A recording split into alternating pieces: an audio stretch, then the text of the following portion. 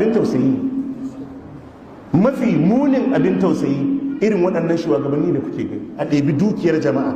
Wallahi malam kaga wannan dukiya da suke ɗiba, wallahi baka isa kai lastin da ita ba, wallahi baka isa ba. Za ka zo ka yi rayuwa ne a naɗe, dukiyar kuma tana aji. Duk abin da ake ci da dukiyar kafin ka mutu sai an hana ka cin wannan abu.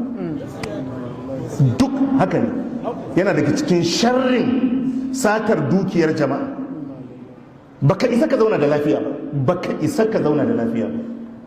Idan abun ya shafi harkan kiwon lafiya ne, sai aka samu wani yaro ya mutu ko ya galabaita saboda babu ɗauki na ɓangaren kiwon lafiya, to daga lokacin da yaron ya shiga halin kakani kayi, duk inda kake da ka ci kuɗinsa, wallahi a lokacin za ka firgici, wallahi ba za ka zauna lafiya ba. To in ana karatun haushi suke ji, haushi suke ji, ba su jin daɗi. A'a ana yi, ana mana habaici, ana kaza ana kaza ana kaza ana kaza. Ina ruwan gada da ina ruwan biri da gada. Ai kowa ya ɗiba wa kansa zai ɗiba wa. Wa'azi ne kawai wallahi, wa'azi ne kawai wallahi. Wallahi ba za ka taɓa ɗiban dukiyar jama'a kuma ka je ka zauna lafiya da ita ba, wallahi ba zai yiwu ba, wallahi ba zai yiwu ba. In dai dukiyar ta jama'a ce, wallahi ba za ka zauna lafiya da ita ba. Ɗaya daga cikin sharrinta shine samar da munanan cututtuka.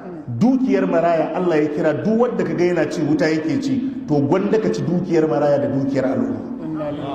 Domin shi marayan da ka ci nashi iyakacinsa ne, idan dukiya ta jiha ne duka 'yan jihan suna bin ka bashi. To a haka kuma mutum zai je ya kare a tsugune. Wannan ya gamu da stroke, wannan ya naɗe, ya yi kaza, tarihi ya shafe, kuma wannan nauyin yana jiransa.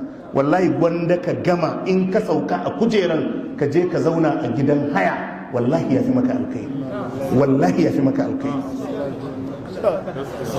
Wallahi ka yi mulki ka gama ka je ka zauna a gidan haya, wallahi ba kashi ba ne.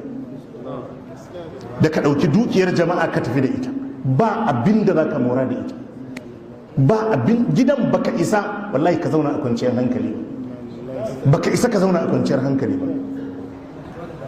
Allah ka tsare mu. Allah ya samu dace.